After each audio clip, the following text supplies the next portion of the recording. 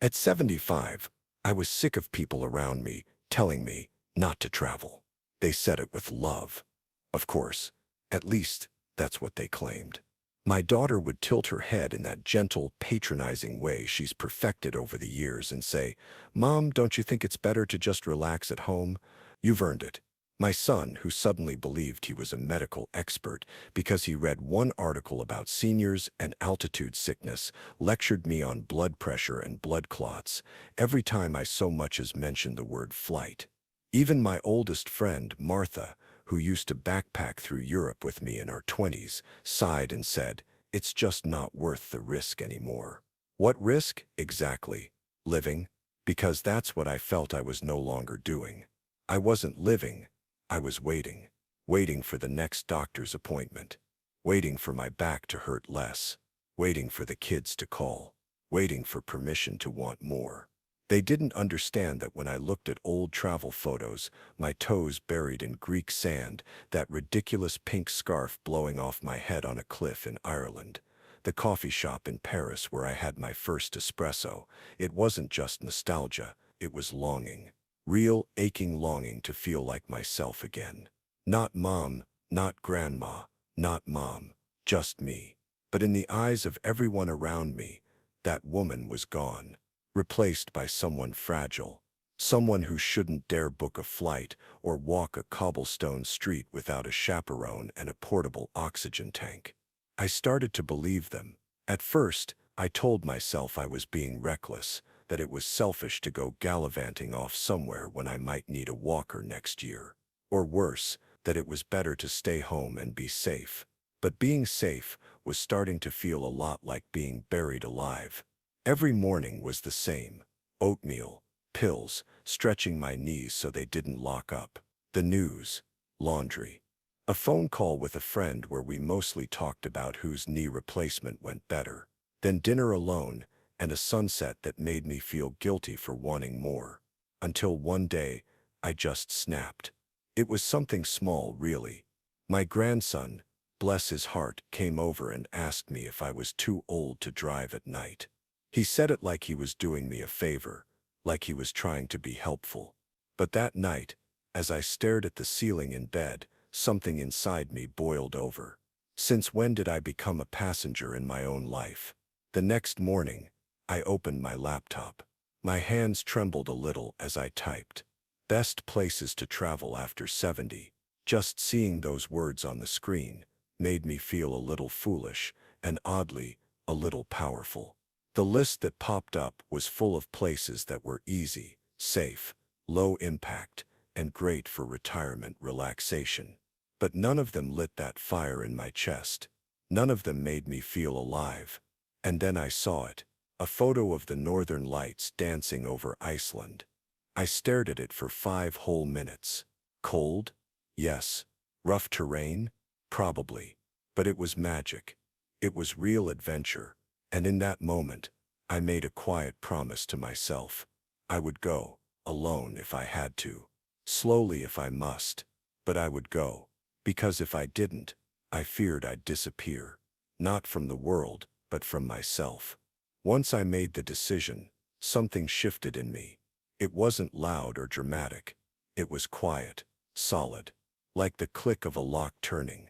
I started researching flights, tours, and accommodations like a teenager planning their first solo backpacking trip.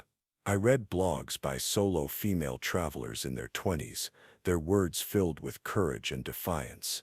And somewhere deep down I thought, why should bravery belong only to the young? Of course I didn't tell anyone at first. Not even Martha. I needed time to let the idea grow legs before someone came along and broke its knees with what-ifs.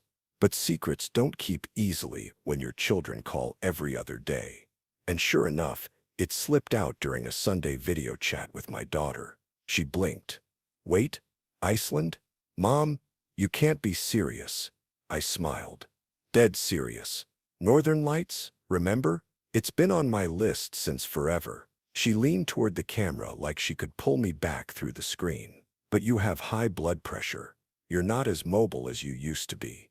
The cold alone. Mom, do you really think this is wise? There it was, wise. That tricky little word people use when they really mean, "You're too old for this." I could feel the tension coil in my chest. "I'm not planning to scale a glacier," I replied calmly. "I'm going on a guided tour. Everything will be booked in advance, and yes, I'll be taking my medication. I'm not reckless, just ready." But she wasn't having it. "You could get hurt. You could get sick. What if something happens and you're alone out there?" That night I cried, not because of fear, but frustration. It was as if no one believed I could take care of myself anymore. Not even for a week. My independence had become a liability in their eyes. I almost canceled the whole thing. But then I remembered something my late husband used to say. "If you wait until it's safe, you'll wait forever." So instead of backing down, I doubled down. I booked my flight, chose a mid-range hotel in Reykjavik with a private bathroom and elevator access. I even scheduled a visit to my doctor, just to cover my bases.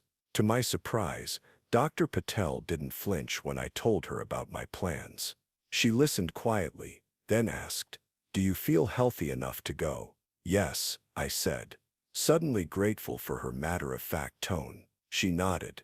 "Then let's make sure you're prepared.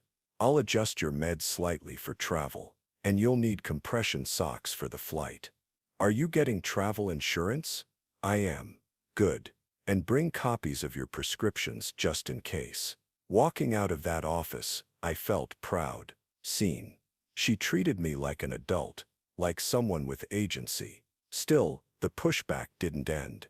My son sent me long texts about hospital access in rural areas and linked articles about seniors falling on icy sidewalks.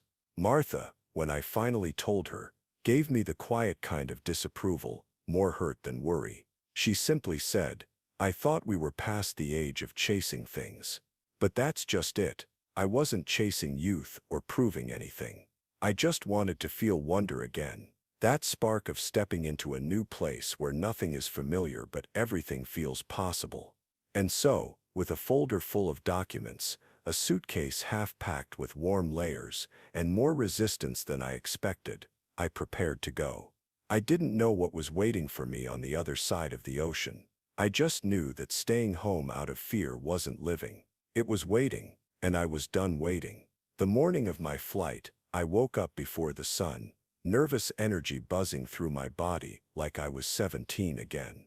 I triple-checked my documents, laid out my medications, zipped my suitcase, and stared at myself in the mirror for a long moment. My reflection was older, yes, softer around the eyes, thinner around the mouth, but she still had fire in her. And that was enough. The airport was a mess of sounds and announcements, people rushing and dragging suitcases behind them like noisy shadows. But I moved at my own pace. For once, I didn't apologize for taking a little longer in the security line. I smiled at the flight attendants, breathed deeply, and let the rhythm of travel come back to me like an old dance I hadn't forgotten. And then, the plane lifted off. It's hard to explain what that felt like. Leaving the ground after all those months of being told to stay still. The world shrank beneath me, and with it, the weight of other people's fears. I looked out the window at the sky stretching endlessly in every direction and thought, this is what being alive feels like. Arriving in Reykjavik was like stepping onto another planet.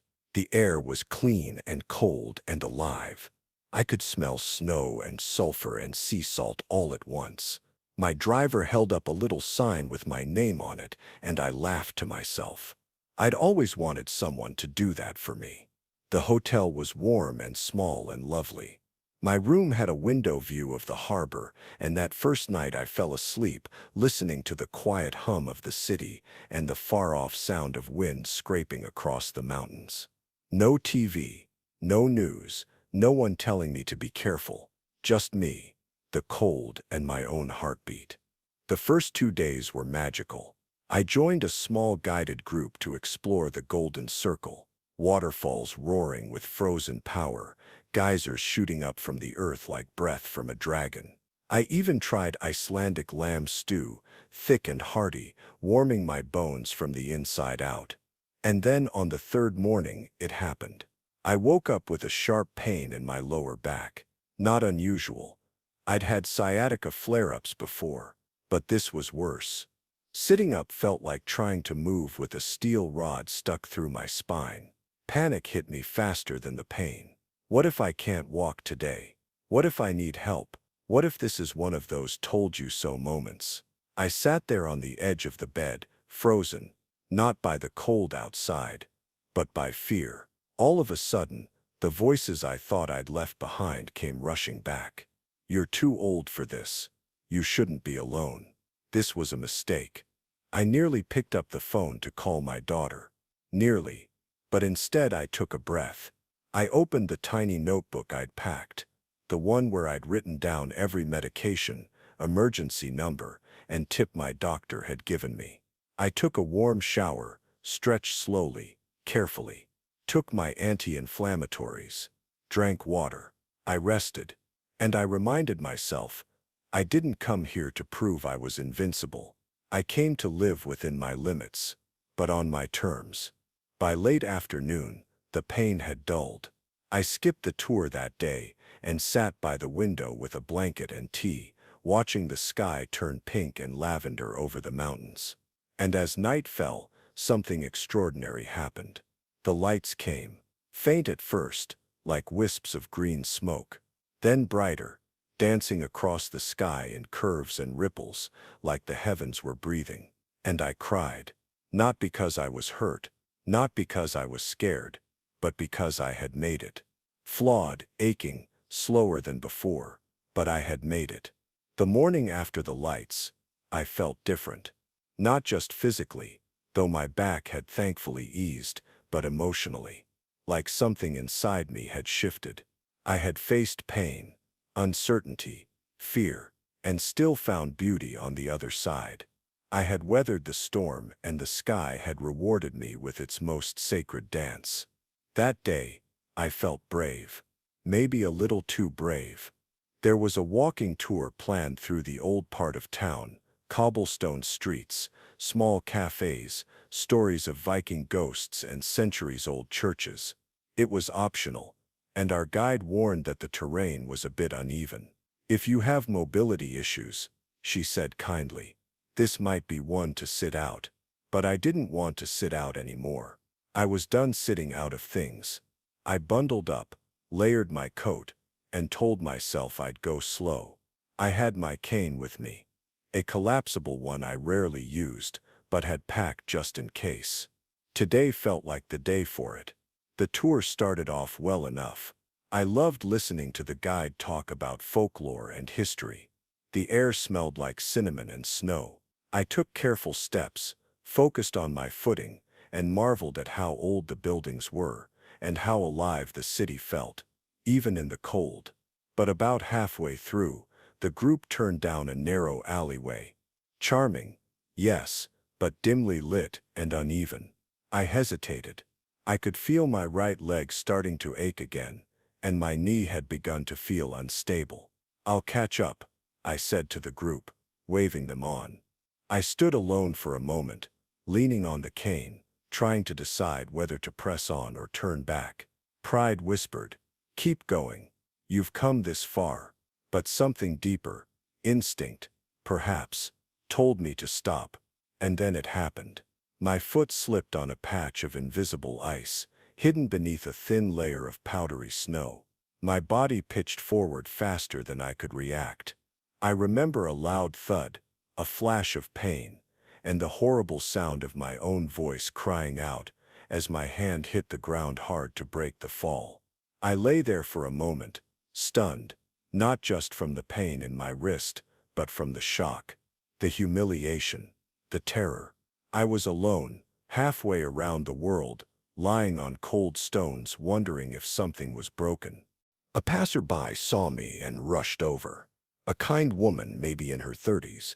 She helped me sit up, checked if I was okay, and walked me slowly to a nearby bench. Thankfully, nothing was broken, just a badly sprained wrist and a bruised hip. But the emotional impact cut deeper. Back in my hotel room later, I sat quietly with a wrapped wrist and 1,000 thoughts rushing through my head. They were right. I whispered to no one. They all said this could happen. But then another thought came, louder this time. And yet, I'm still here. Yes, I had fallen. Yes, it was frightening. But the help I needed had come. I had my insurance card. I had a local emergency contact number. I had prepared, and most importantly, I had gotten back up. That night, with my wrist wrapped and body sore, I ordered hot soup to my room and opened the curtains again. The lights didn't come that evening, but I felt something else. Pride. Not the loud, boastful kind. The quiet kind that says you faced the thing they feared for you, and you lived through it. When I stepped back into my home a week later, everything looked exactly the same. The same framed photos on the mantel, the same coat hanging by the door, the same faint smell of lavender from the linen spray I'd used for years. But I was different. My daughter met me at the airport with worried eyes and gentle hands. She held my luggage with one arm and my unwrapped wrist with the other, inspecting the bruise like a mother checking her child's scraped knee. "I told you," she whispered, shaking her head. But I only smiled. "Yes," I said softly. "You did." She thought she had won, that I had come back humbled and defeated. But what she didn't see was what the fall gave me. Clarity, strength, a reminder that life doesn't get less precious when you're older. It gets more so. Because now every moment is borrowed, and every adventure is a decision. Over the next few days, the calls started coming in. Martha called, then my son, then neighbors and friends. Everyone wanted to know how the trip had gone. I told them the truth. It was breathtaking, magical, painful, and eye-opening. And yes, I had fallen. Yes, it scared me. But I also saw the northern lights. I drank hot chocolate beside a lava field. I laughed with strangers and walked ancient streets with a cane and a heart full of courage. What I didn't do was give up. People asked me, "Would you do it again?" And I told them, yes, but I'd do it smarter. Because here's what I've learned. Traveling after 70 isn't about being fearless. It's about being prepared.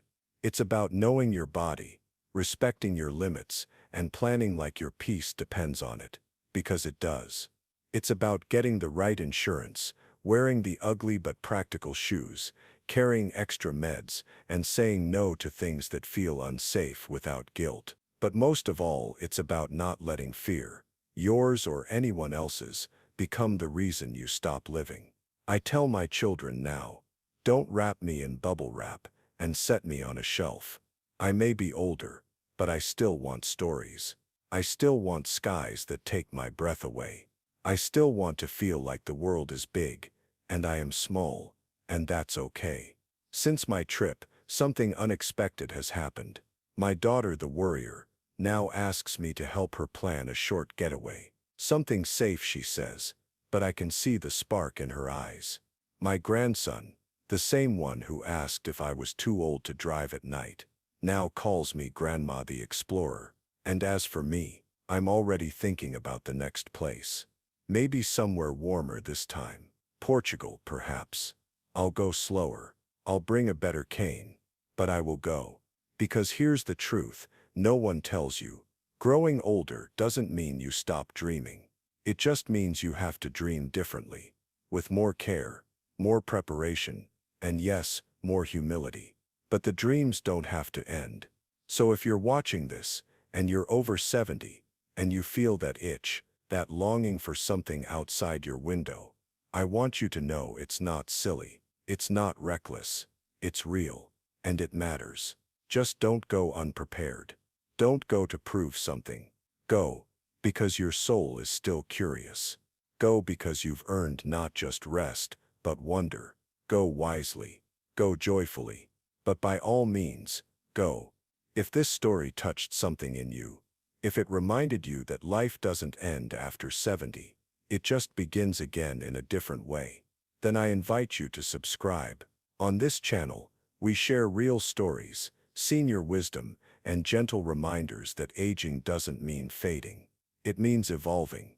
So if you believe it's never too late to live fully, to travel wisely, and to keep dreaming with your feet on the ground and your eyes on the horizon, hit that subscribe button. I'd love to have you on this journey with me.